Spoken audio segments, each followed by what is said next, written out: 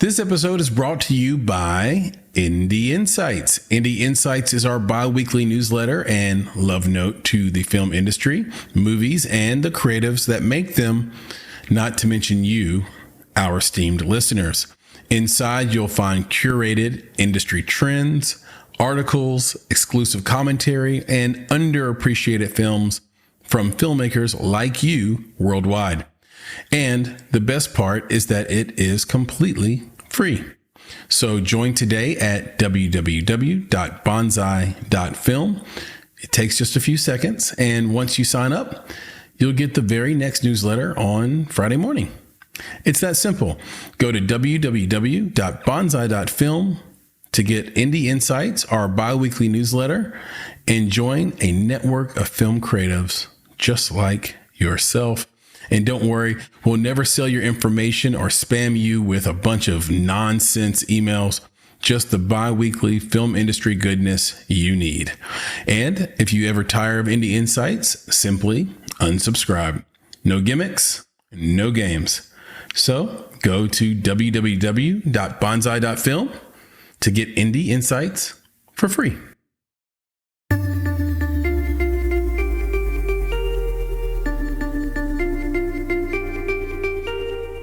Listening to Make It, a podcast by Bonsai Creative that helps creatives in film get where they're going faster by sharing the advice, knowledge, and insights of professional creatives across the film industry. I'm your host, Chris Barkley.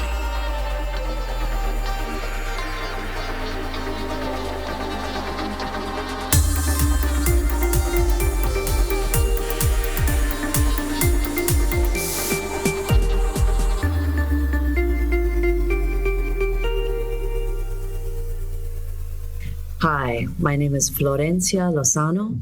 I'm an actor and a writer. You may know me from One Life to Live and or Narcos. And I am currently rehearsing a play in New York City for a company called Clubbed Thumb. It's part of their Summer Works New Play Festival. And the play is called Spindle, Shuttle, Needle by Gabby Reisman. And I also have a Netflix series coming out this summer called Keep Breathing. Florencia Lozano, welcome to the Make It podcast. Thank you so much. Thanks for having me. Well, thank you. And I'll tell you what, you're so humble. You've done so much. And that was, a true challenge to keep that so tight and truncated in the beginning. And the audience is going to know what I'm talking about here in a second, because I want to give them a deeper sense of what your career has been like over time. And I'm going to read from a bio. Like I always say, this is the internet. So if you hear anything that's wrong or needs to be amended, just let me know. Okay. All right. Florencia Lozano is an American actress that starred as, is it Tia Delgado? Taya Delgado on the daytime series One Life to Live. Her latest feature film is Life After You, in which she stars and co-wrote and is available now for rent or purchase on Apple TV. Additional credits include Keep Breathing, which she just mentioned, coming soon on Netflix. Other credits include Narcos, The Baker and the Beauty, Gossip Girl, Blue Bloods, Ugly Betty, Law and Order SVU and CI, The Mysteries of Laura, Madam Secretary, Kevin Can Wait, The Blacklist, and The Enemy Within. Her films include Amy Makes Three, Faraway Eyes, The Ministers, Perfect Stranger, which had a $24 million gross, by the way. Veronica Decides to Die. She's also a playwright. She does it all, folks. Her theater credits include Rinse, Repeat, Devil of Choice, She Would Stand Like This, Winners, Red Dog Howls, Lady Macduff, Placebo, Privilege, Last Easter, Where's My Money, and Dirty Story. Florencia is a member of the Labyrinth Theater Company and Lab's literary manager. Her play Underneath My Bed was produced at the Rattlestick Playwrights Theater and won the Hispanic Organization of Latino Actors Best New Play Award in 2010. Her play Busted was produced by Rising Phoenix at Cino Nights, and her new play Papi Lucho is currently in development. Florencia was born in Princeton, New Jersey, to Eduardo, an architect, and Elizabeth, a Spanish teacher from Argentina. She grew up in Newton Center, Massachusetts, and transferred out of Cornell University to receive her Bachelor of Arts from Brown University, very studious, before moving to New York City to earn her Master of Fine Arts degree at New York University's graduate acting program at the Tisch School of the Arts. Florencia, how was that? Oh, I loved NYU grad. In fact, you had given me some things to think about for this interview.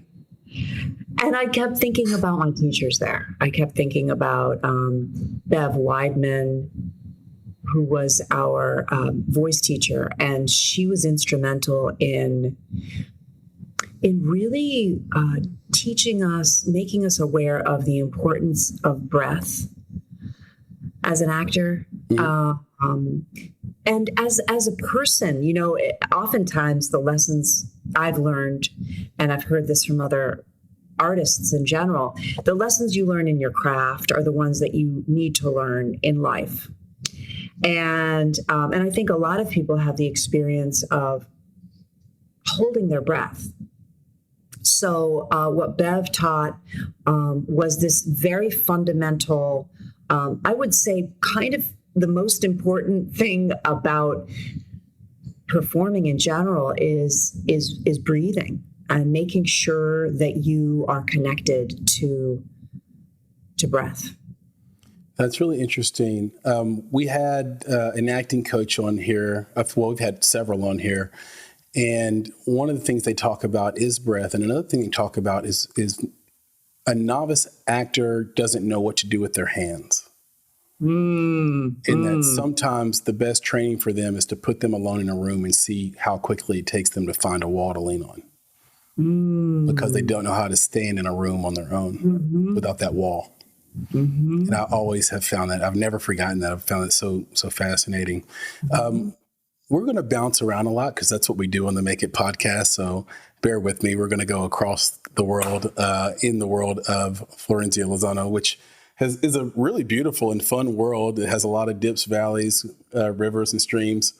And having spent the last couple of weeks in that world, I just finished last night the beautiful movie Life After You. You and Gary Perez have incredible chemistry in that, even though the two of you are grieving together throughout the majority of the film, I found that it really rang true. I want to give this audience a little sense of what this movie is about, since I mentioned that you were grieving. It's a movie that you star in. You co-wrote it with Sarah Schwab. But basically the storyline is it puts drug addiction, fentanyl in particular, and heroin and the dangers of overdose sort of out on Front Street. I am curious, have either you or Sarah had firsthand experience with addiction in your lives? Yeah, I think you'd be hard pressed to find anyone in the world today who doesn't know someone who struggles with addiction. And more people know people who have died of fentanyl. I mean, unfortunately, this is more of an epidemic than it was when when Charlene Giannetti approached me about this story. But yes, Sarah T. Schwab, who co-wrote it with me and is a director and is the director of Life After You, I know she has had very close people who she's lost to addiction, and as have I. And I do think that's the norm these days, unfortunately. Yeah, I think it's fascinating when we get out of our own bubble, because I think as a people, we're naturally myopic. And a lot of times when you get into these silly debates online with people, or when you're going to lunch with family or friends. Often what happens is we talk about an issue from our own experience, Yeah. and we talk about it as if that's consistent, for everybody, that's the global experience, because that's how it was for us. And it's always fascinating when you actually get to see what the data on an issue is. And when you find out how many people have actually died. I mean, we all knew about Prince's fentanyl death because he's Prince, but we never hear about the 10,000 kids in Vermont that died. Totally. Right? So these numbers are astronomical. And, just for full disclosure with the audience, we're recording this the same week of a absolute tragedy at a school, elementary school down in Texas. And you hear a lot of the gun violence numbers. And one of the things that I thought was most illuminating that I wasn't aware of is the majority of those gun violence numbers are suicides. And so we have a suicide issue. Yes. And we have a fentanyl issue. Yes. And I think what would happen, Florencia, if those are symptoms of a bigger disease or of some disease, which is maybe purposelessness, a feeling of hopelessness, feeling of shame at scale because of social media. Yes. Do you have any thoughts on that? Well, I'm really glad that you are actually bringing up the intersection between all of these epidemics. Absolutely. I mean, I've had two friends who've had nephews kill themselves, in 18-year-old boys, and it's just, I mean, that kind of it's all the loss of a child. Is I think probably there's few things worse than that, right? We're not supposed to die before our children die. That is an unnatural occurrence, and it is something that no one should ever have to go through. And as you said, I mean, I can't even. I feel paralyzed with grief and anger, and I know about the shootings this past week, and I know that that's not useful, and I'm listening to I found Phil Murphy to be very very inspirational, because he was like, no, this is not the time to surrender to despair, because it does feel overwhelming, the fact that it just keeps happening. But as with the fentanyl epidemic, which is also continually happening, as with,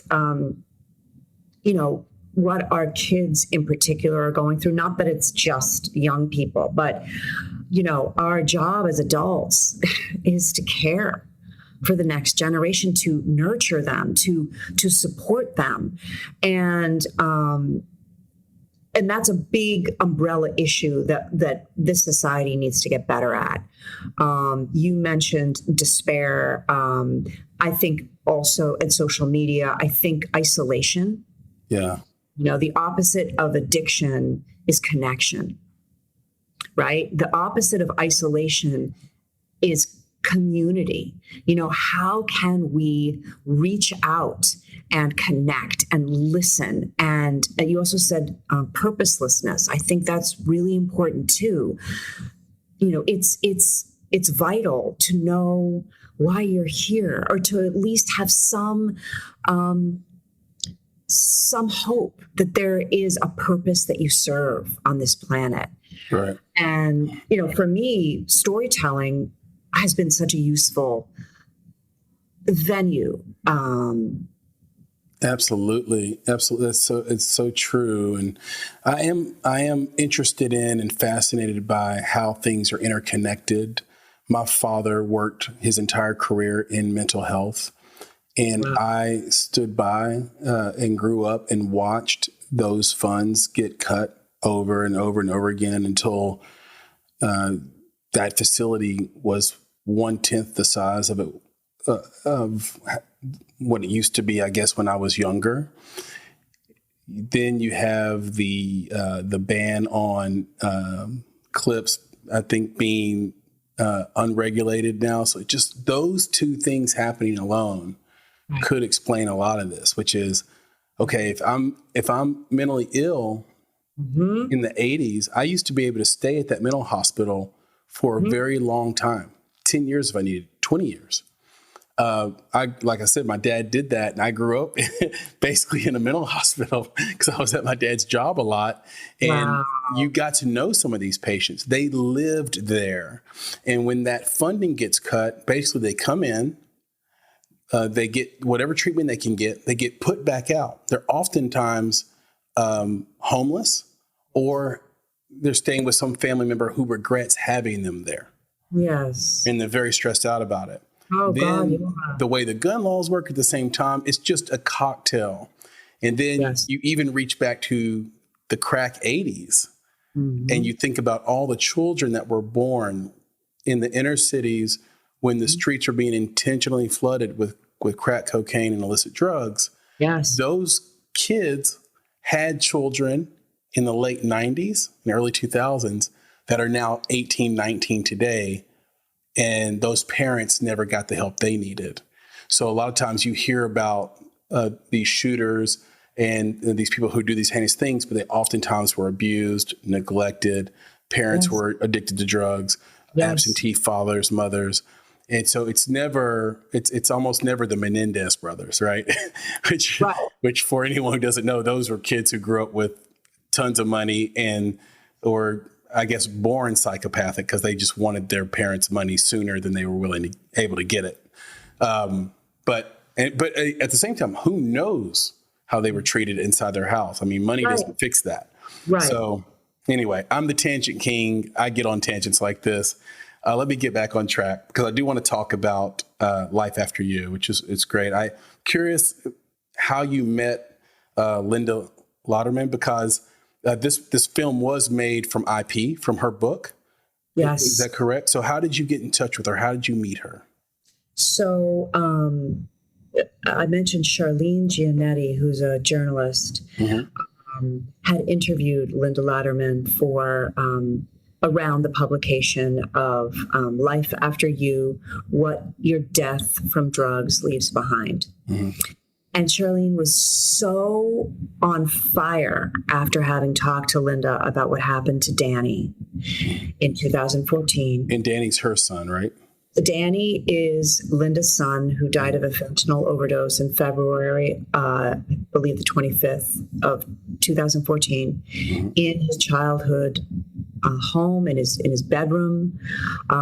He OD'd there behind a locked door. His parents wanted to, give him his privacy. Little did they know. I mean, they had no idea what he was doing back there. And Charlene had such fire in her belly. She had known my work as an actor, and she called me out of the blue. I think she emailed me even, and she said, "Can we meet? I'd like to talk to you about a project." And I immediately was drawn to her sense of purpose. Yeah. Her sense of mission. I was like, I'm on board. Whatever you need me to do to help tell this story, I felt in my gut. It was like, I can't turn this down. Neither of us had ever made a movie before. So how did that go? Because I am wondering, what's the story behind your decision to star and co-write? Because, Well, Charlene wanted to make a movie of Linda's book. And, Life After You really is, I would say, inspired by Linda's book. It not so much, a retelling, but what Linda does in her book is, really what she does in her book, it's a cri de coeur. It's a mother's, in the middle of the night when she couldn't sleep, Linda started writing Life After You, her book, as a Facebook post, which went viral. And you see that in the movie. So it was really her writing out of a place of despair and need to connect. And she did connect. And she found incredible meaning in connection. And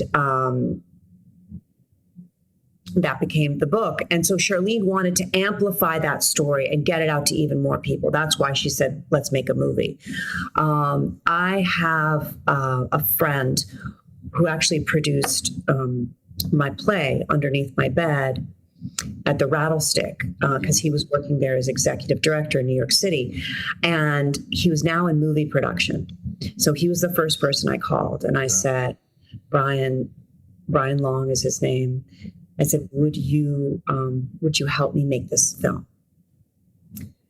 And, we got kind of the perfect team on board. It was synchronicity. We kept feeling like the universe, and maybe possibly even Danny, really was working through us to make it possible for us to do, what anyone who's ever made a film knows is almost impossible. It's as close to the impossible as you can get. The ultimate collaborative test. Yes. Yes. Yes. Yeah. And it's a challenge on so many levels. People always say it's the film you write. There's the film you write, the film you shoot, and the film you edit. And each of those were a lot of work. Sarah Schwab came on as my co-writer, who Brian and I both knew her. And got it. So from Jump Street, you were going to be starring and acting in this. Well, based on Charlene and Brian's involvement with you. Charlene had come to me saying she was going to write the script, and would I be in it? Charlene didn't necessarily want to write the script, but she didn't know any screenwriters. So she's like, I'll write it. You begin it. Yeah. And she wrote up an outline of the script. And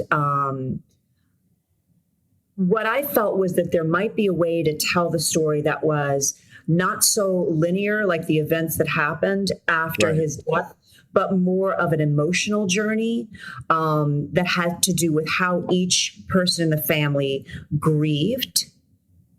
Because that's more what Linda's book is about. It really follows the trajectory of every member of this family and how the grief separates them and isolates them, and ultimately how they find their way back to each other.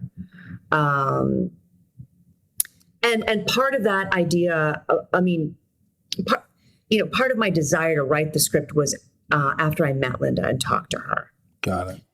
It was, she said a lot of things that really sparked my imagination. And there were many drafts of this film that we did that went in many different directions. I mean, wildly different directions. Right. Which is oftentimes my process as a writer. I, as you said, going off in tangents. I follow all kinds of different routes and woman of my own heart. Yeah. And one of the versions of it was actually a road movie, because Linda had said that after her son passed, she talked to her son when she drove. Oh, wow. Yeah.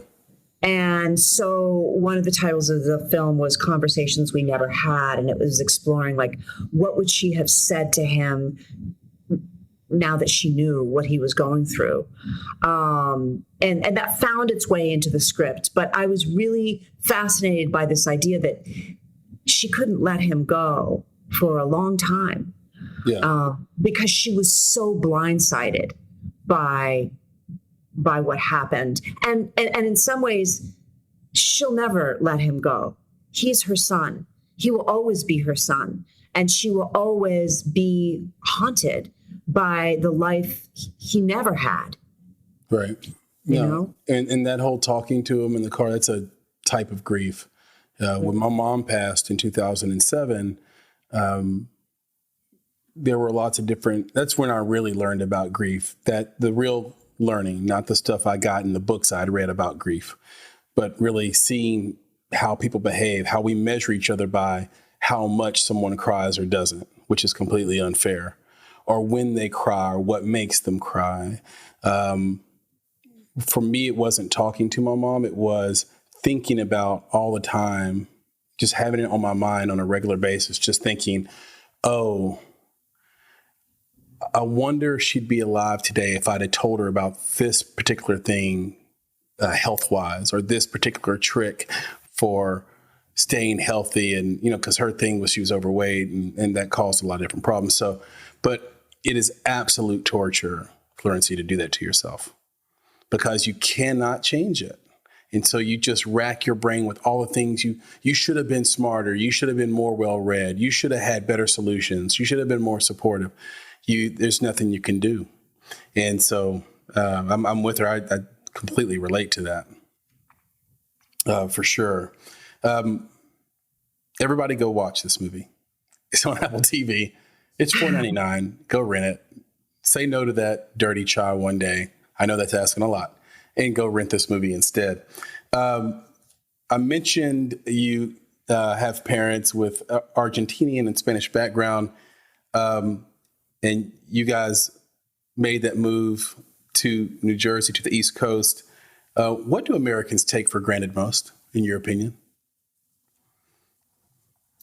Well, first of all, that they're the only ones called Americans. Well put. Oh gosh. I think we're really realizing now what we have taken for granted. We always thought, oh, this country has institutions that will safeguard our liberty, that will keep our democracy is a given. We have a democracy. We don't need to safeguard it. We don't need to, on a daily basis, work towards keeping it. It could go away at any time, piece by piece, or all at once, and I think we've really been facing the reality of that in the past several years. Yes.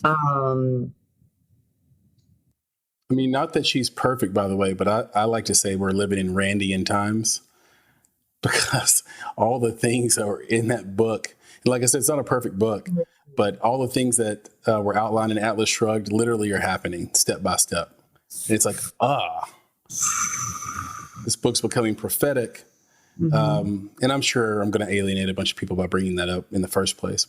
And there are other books that are much better than it, much better prose.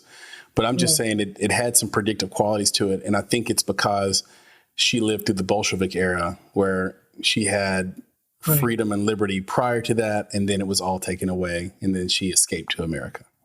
Yeah. You had mentioned earlier about greed. I think greed is these political conversations, they really sit on the bedrock of sort of philosophical conversations about who are we as humans? What is the human condition? What is our nature? And society, as I understand it, is meant to cultivate the best in us.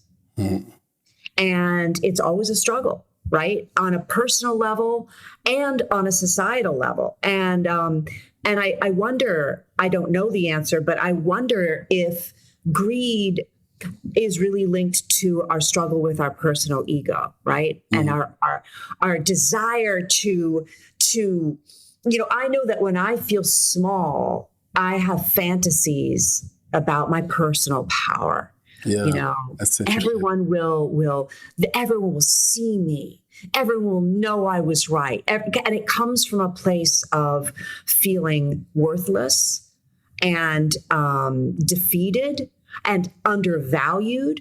And that's what we do, or that's what I do. And I think I'm not alone as a human being in fantasizing a world in which I call the shots.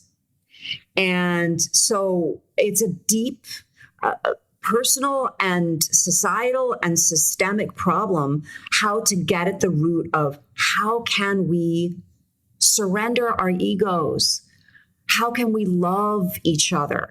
How can we create love? I know it may sound sort of hippy dippy, but I kind of feel like it is. If I had to say one word, it would be love, whether people call that God or whatever that word is, but that impulse of knowing that we are connected. We are. It worries me a lot with the gun lobby, which feels very based in greed, but also this sort of archetype of this defensive posture. Yeah.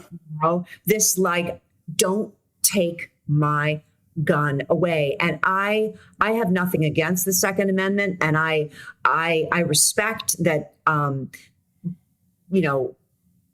Although that's open to interpretation, which if the Constitution really meant for each of us to be able to bear arms, as opposed to a militia. But apart from that, I think, it, and I don't know that it's as simple as a binary, but I do think we, in a metaphorical sense, we need to be able to lay down our defenses, to be vulnerable to each other. And I don't know how to do that with so much fear. Like, that's a real question I have. And I guess I answer it with stories. It's like stories allow us to lean in, and you use the word shame. Like, shame is such a big part of our fear. We are afraid to be seen. We are afraid, oh my God, they're going to find out that I am worthless, that I am horrible, that I did this thing. And the fact is, we are all imperfect. Yep. We all mess up. We all have done stupid things. And that is actually what unites us. We're humans. We're imperfect. So telling stories that connect us and that make people go, oh my God, I'm not alone, is one possible way of trying to bring people into the fold. Thank you for that. That's so powerful and true. There's so much to dig into there. I highly recommend people looking up and purchasing the book, The Surrender Experiment. The author's first name is Michael. I can't remember his last name. I'll have producer Elise put that in the show notes and make that available to everybody listening. But it's a really good read. It's fast. It's important. And it will change your perspective on a Alan Watts kind of level. So definitely enjoy that. And I agree with you, too, about the Second Amendment.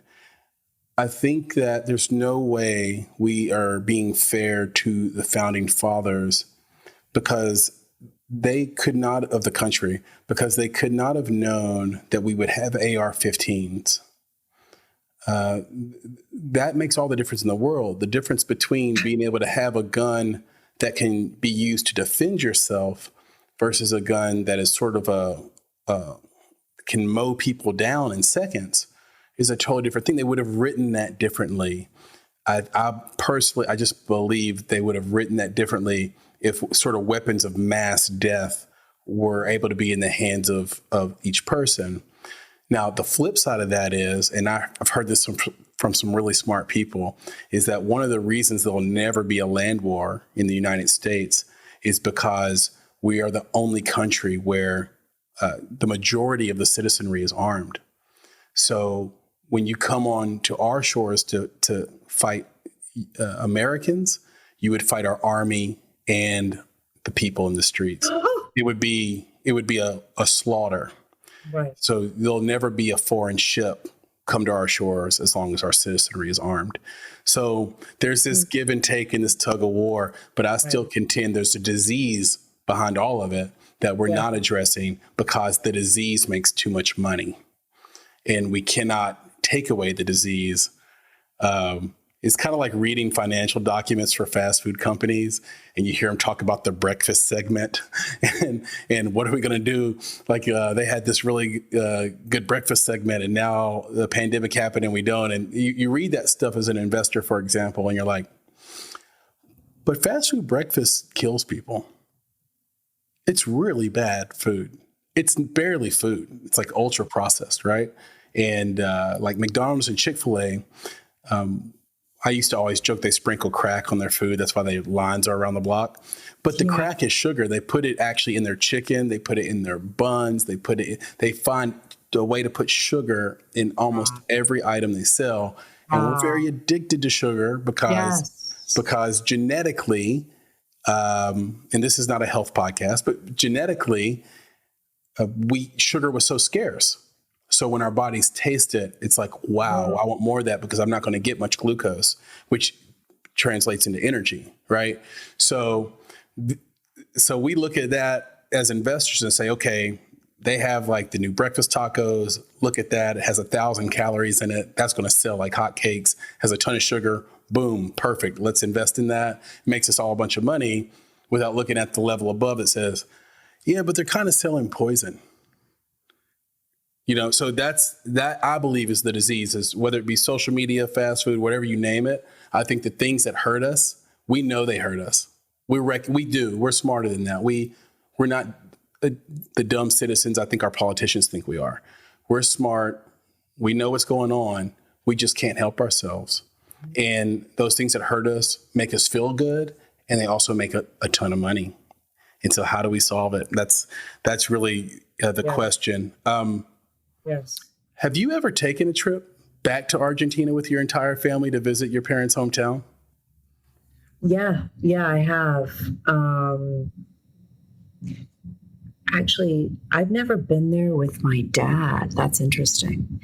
Oh, man. I've never been there with my dad. My parents are from two different cities in Argentina. My mom is from Rosario. My dad is from Cordoba.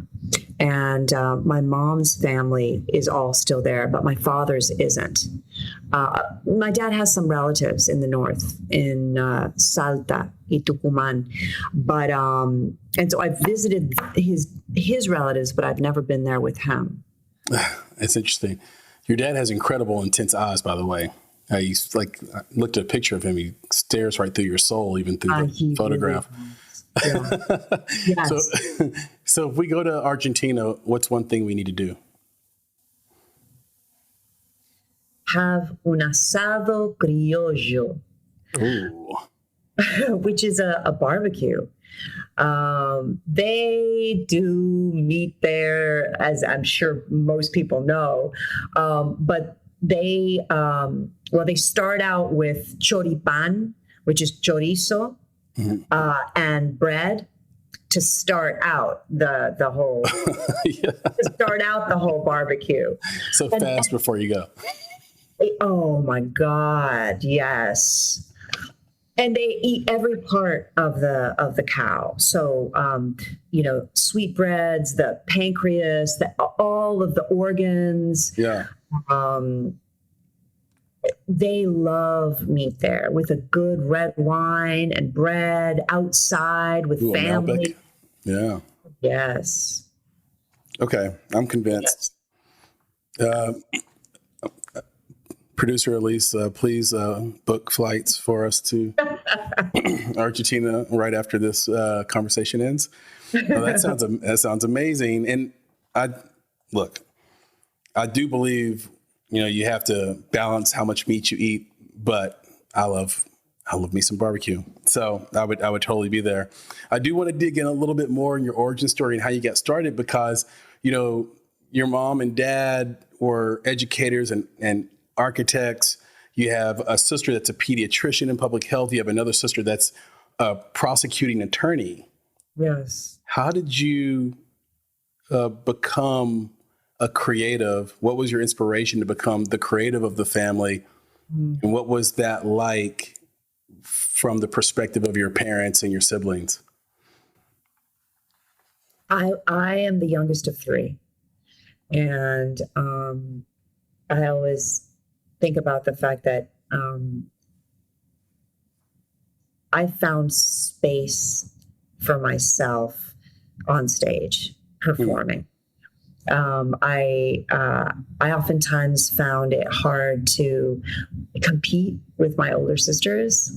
They were further along. They were, we used to race. The three of us used to race down our driveway when we were kids. And I invented two imaginary friends, Sammy and Fanny, who would always come in after me because I was always last. And I would console them and tell them it was okay that they were last. And, because that was my way of consoling myself, because I felt like I had to keep up. And the stage was a place where I felt like I had the room, I had the spotlight, I had the space to not only express myself, but also to feel. I had a lot of anxiety growing up. I developed a panic disorder and when I was a kid, and I didn't know what to do with my emotions that felt overwhelming. Yeah. So it was very comforting to be able to play, to put on a mask and actually reveal. It's the paradox of acting is, yes, you're stepping into another character's shoes, but in some ways you're revealing yourself through that character. Yeah. I mean, that's one way of looking at it, right? Absolutely. And I found that to be, and I could also be parts of myself that felt I could be, as a girl, growing up, I felt like I had to be nice and pretty and kind and quiet and all pleasing. And on stage, I could be angry. I could be ugly. I could be messy. I could be, and that was just it kind of saved me.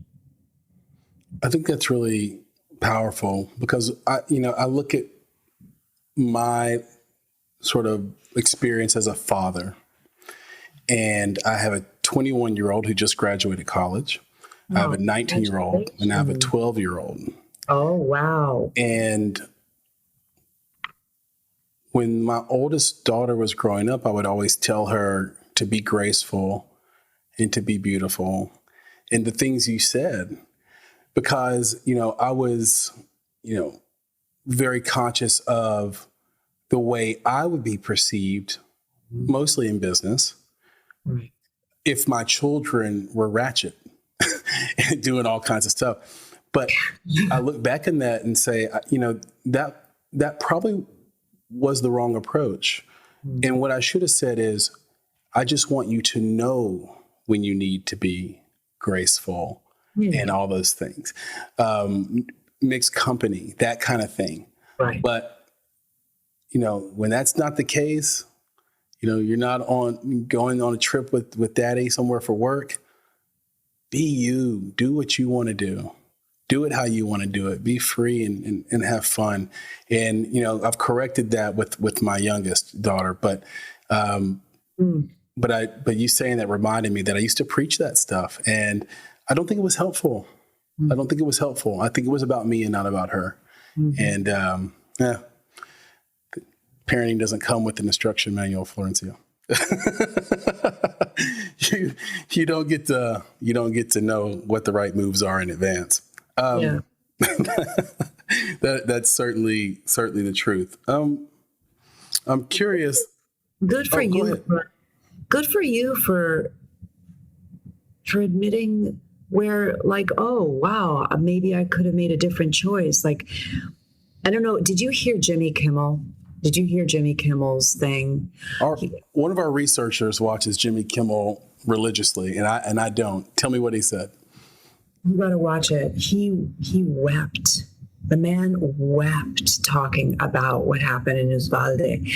And he appealed directly to politicians, and he said, look, to the Republican senators who are blocking legislation. He's like, it's okay to admit you're wrong. Yes. It's okay, and again, ego. We are so concerned with appearing wrong, having made a mistake, done the wrong thing. We have to humble ourselves to go, I messed up. Yep. And I will do. That's life is learning. And I can't think of a job. Parenting is the generosity to me of being of deciding to become a parent is the agreement is you will mess up, and you will mess up in a big way. Yeah. Because you are a parent, which is the most important job in the world. So having the humility to be like, I know I'm going to do this wrong at times, and I'm still going to do it. I mean, that's all we can ask of each other is to try. And that when you know that you've messed up, to say, wow, I messed up. So that other people can see that that's okay to do that, Yep. So it's one of the tricks you learn as you get older, which is you actually get more favor in life from that universal God you talked about and from people all around you when you are accountable and responsible. We're afraid of that because that means we took the blame. That means we're goofy. That means we're dumb. That means should be ashamed of ourselves. That means we're POSs or whatever. But right. Ultimately, people need to know that you can do that. And then once they do that, they're like, once you do that, they realize they can trust you. Like, oh, he or she will own it. Yeah. It's huge. So, any of those people that Jimmy Kimmel was speaking to, if you're listening to this, just own it. It's okay. It's okay. We're not going to kill you for it. Nope. I'd love to get into a little bit of tools and tactics with you because there are so many aspiring or currently working actors listening to this conversation, listening to this podcast. And this has come up a lot. So I wanted to make sure I asked this of you. How has being a writer and a filmmaker and succeeding at those things help you overcome your own fears and anxieties?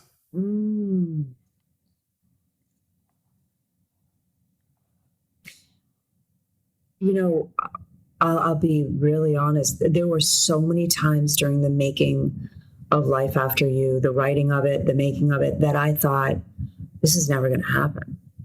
I don't know what I'm doing. This is going to be, what am I, I would beat myself up. I would, and it's, what the process of making something teaches you is you gotta mess up a lot. You gotta make a lot of mistakes. Your job as someone making something is to make mistakes, to try something before you know if it'll work or not. Like, that's kind of the fun part, is like, oh, that didn't work. What? That's it. Yeah. So it taught me humility, and it gave me tremendous faith. I'm like, wow, we did it. We did it. We made something, and people are responding to it. And where there wasn't something there before, we made the decision to create it together, and the relationships that I have now with Sarah, with Brian, with Charlene, the experiences we have with Linda Latterman, with her family, in Danny's memory, make me feel, give meaning and purpose to my life. Yeah. They're the reason that I go, oh, like, that's why I chose to take this path, because I have something to offer, and it can help. Yeah. Yeah. I think that's huge. Yeah. I have a close friend who just made the move to Los Angeles, and it's everything he's ever wanted. But now that he's gotten everything that he's ever wanted, he has to put up or shut up, and it's given him anxiety. Yeah. So it's kind of like this kiss of death thing that we do to ourselves, but it's all up here in our head. And I think you work through it by, like you said, make those mistakes and then find what works. And then finally you can kind of be at ease.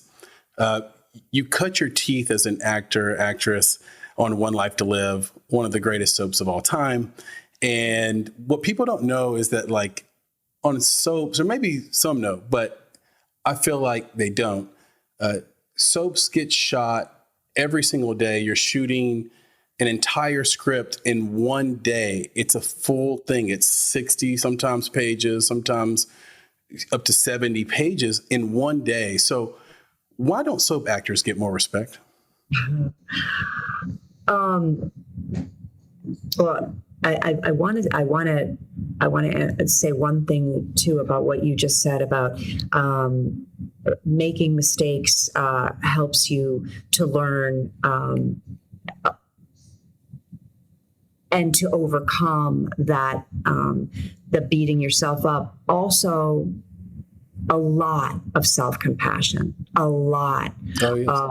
Self-forgiveness, the way we talk to ourselves, the way we is really the way we talk to other people too. I mean, it's all the same thing. And I've written enough, and because with writing it really comes up, but also with acting, a lot of negative self-talk, and learning to come back to, like, talking to myself in a way that I would talk to my best friend. Like, it's okay. Like, I literally say that out loud to myself.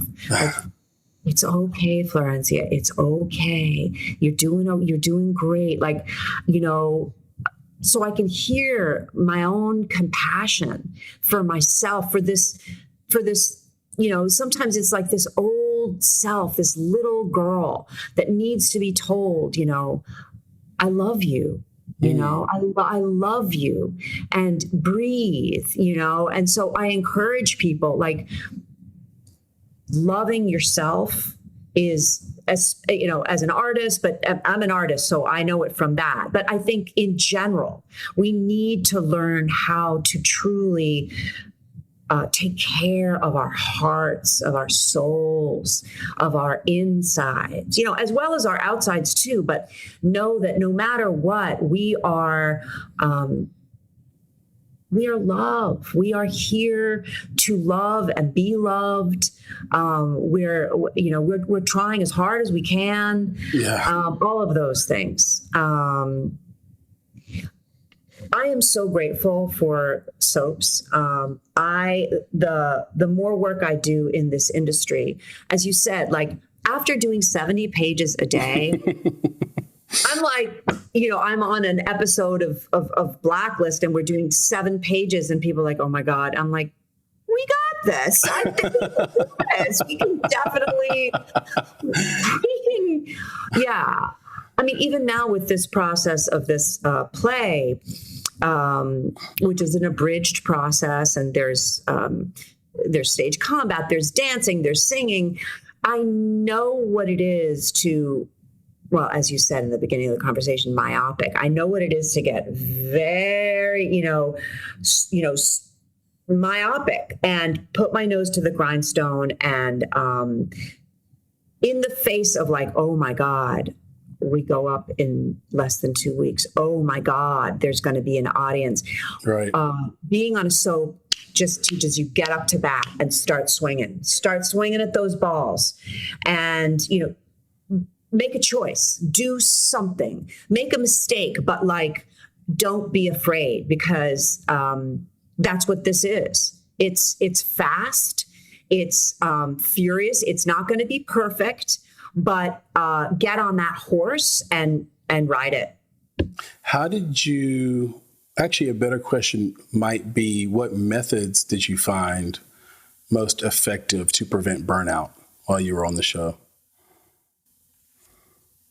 I mean, one thing I would tell people, and I know that I found this advice really harder to take when I was younger. I mean, I really haven't started doing it until the last few years, is find a place of stillness and quiet. Meditation I tried to meditate when I was in my 20s, and I knew I needed to, but I couldn't bear it. Yeah. I couldn't bear just being. Was it transcendental? I would like to learn transcendental. Yeah. I really would. I'd love to further my journey. I plan to, because I would say that it is my spiritual practice now is meditation. Mm-hmm.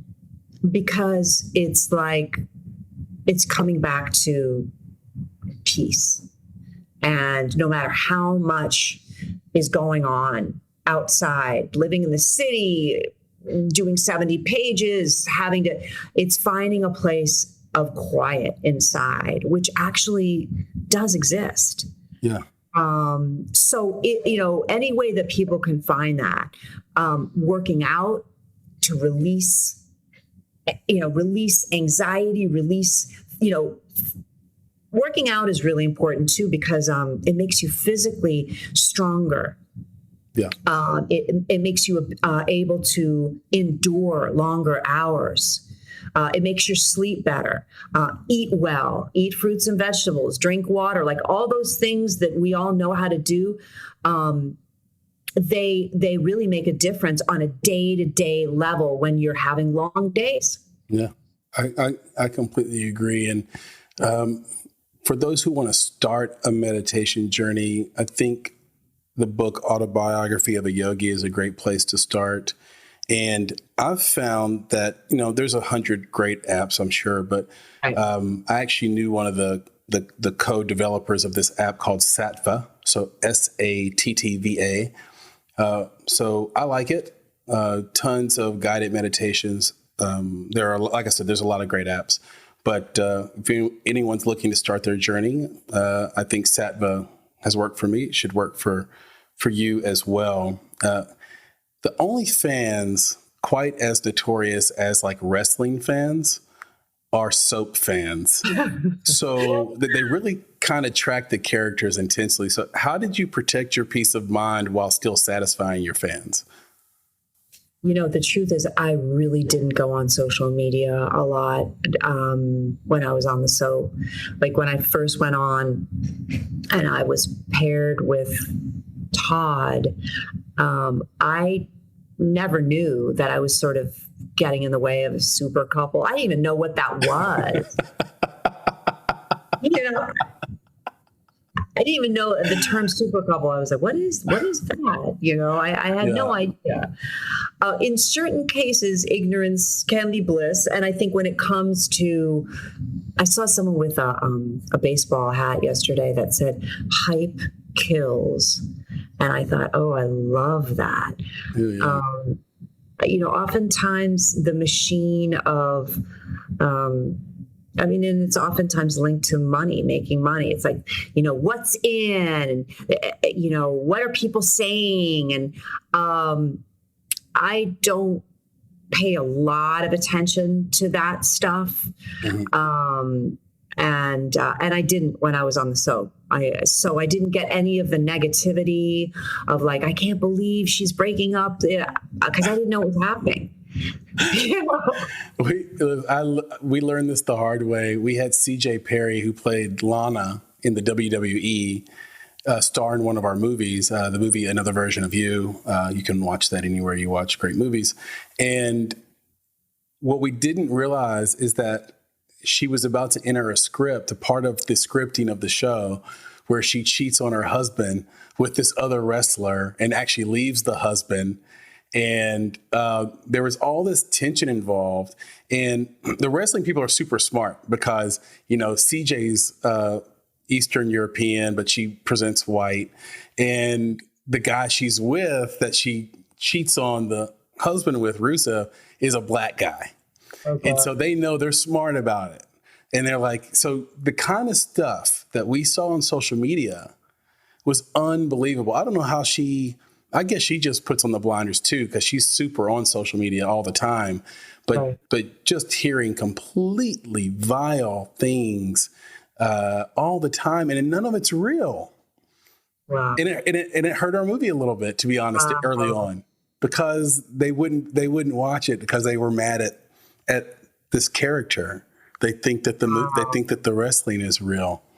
I was just dumbfounded and totally shocked by it. It's like, yeah.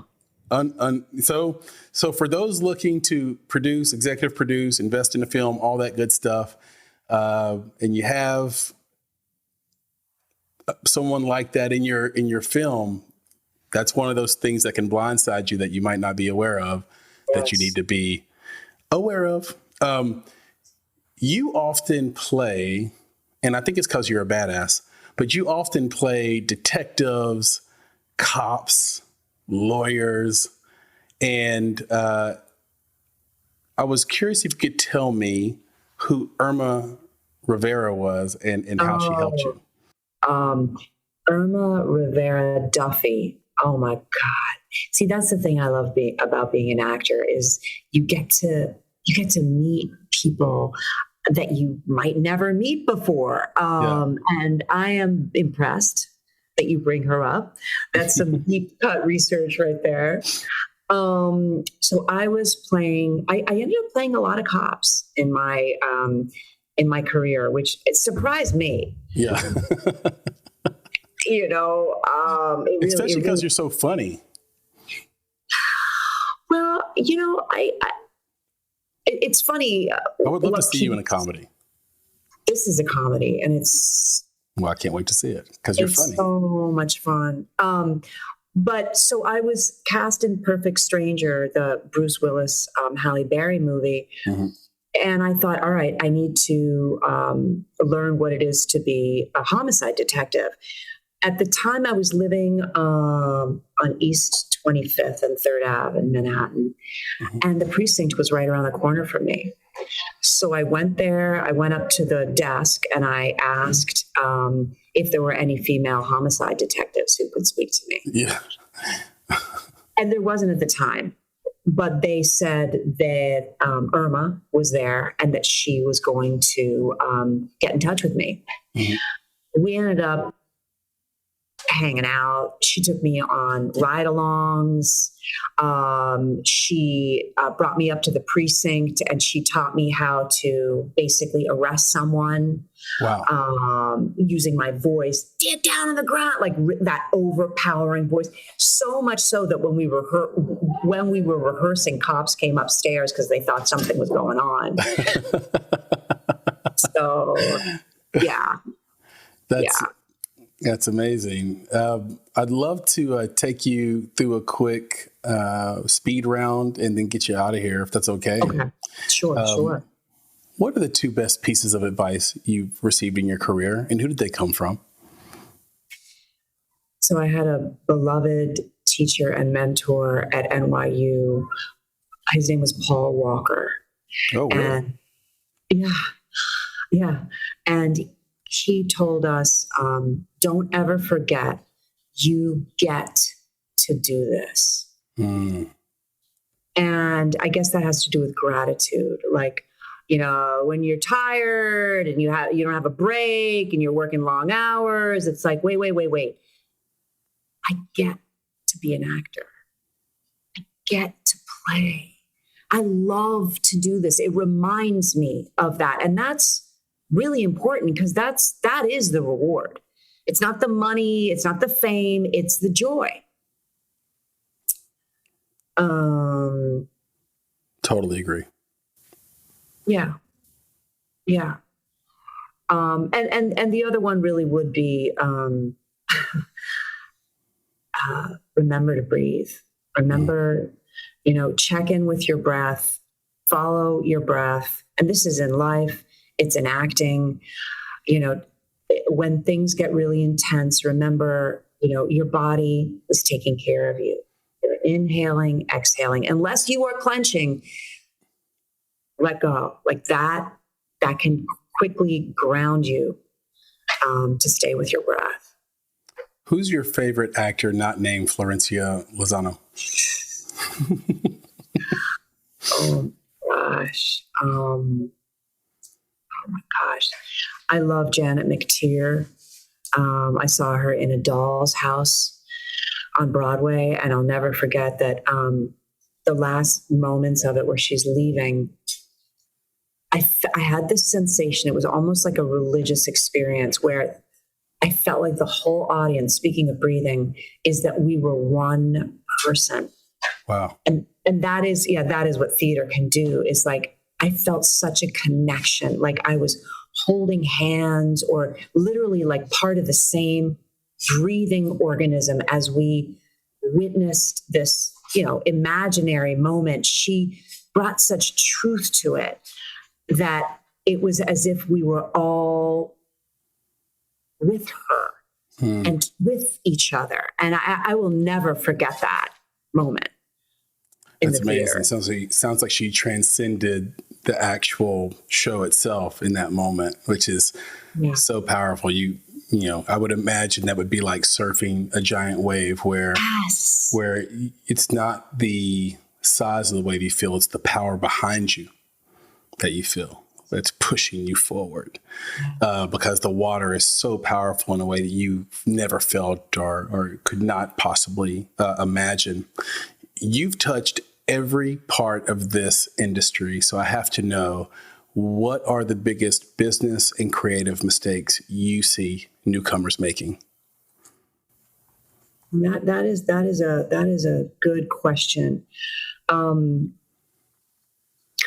I think a lot of actors make the mistake when they're auditioning for a part that they're trying to be what the casting is looking for, as opposed to knowing that the casting is looking for them. Yeah. So you tell them who they're looking for, not the other way around. They don't know oftentimes till you walk in the door and you say, this is who this character is, because this is who I am and this is what I can bring. And they're like, and then they rewrite the character.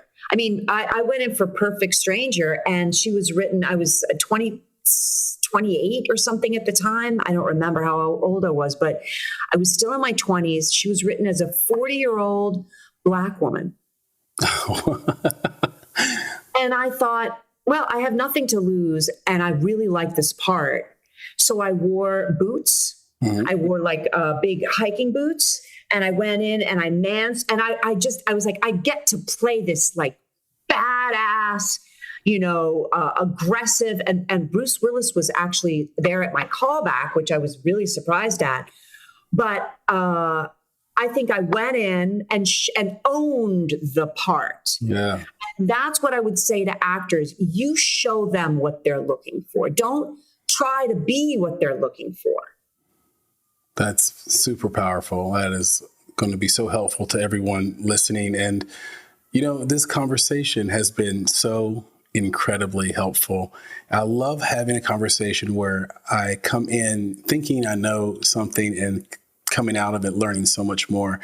And this fit the bill. Can you tell everyone where they can find you on social media, on the internet, where they can even see some of your work? Absolutely. My Instagram is all lowercase.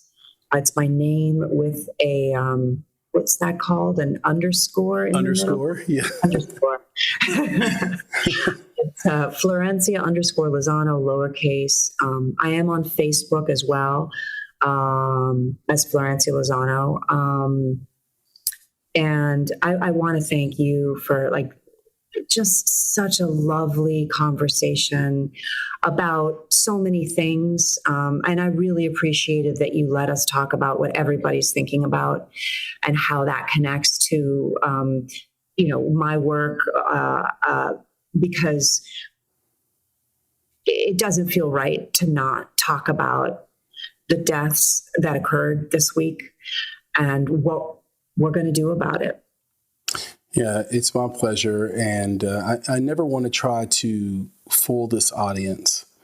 This audience is full of people who are eager to learn and get better. And I don't want to sort of purposely ignore something. I do want this to be a bit of entertainment for sure, and maybe a distraction from the real world at times. But I also don't want to try to pull the wool over this audience.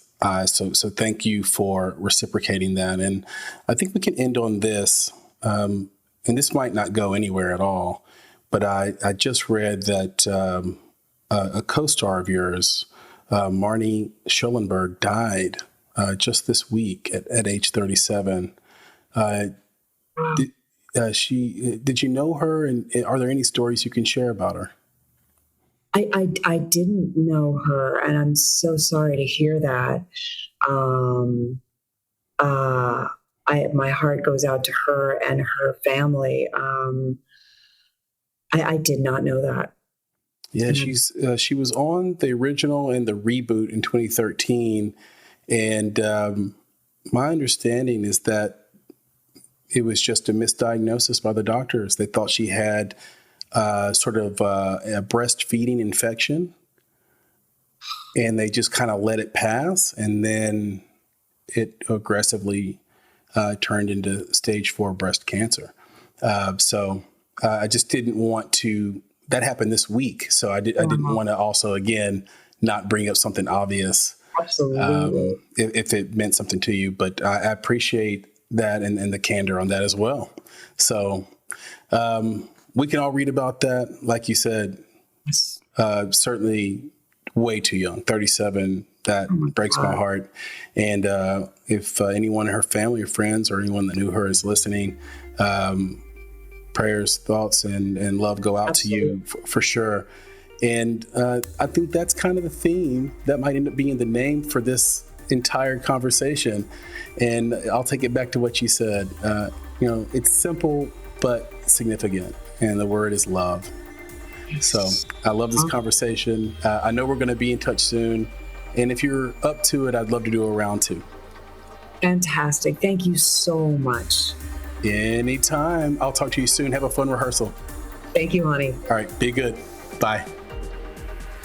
Hey, gang. One more thing before you go. I want to talk to you about Indie Insights.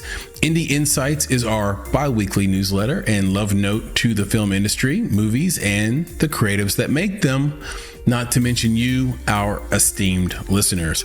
Inside, you'll find curated industry trends, articles, exclusive commentary, and underappreciated films from filmmakers like you worldwide.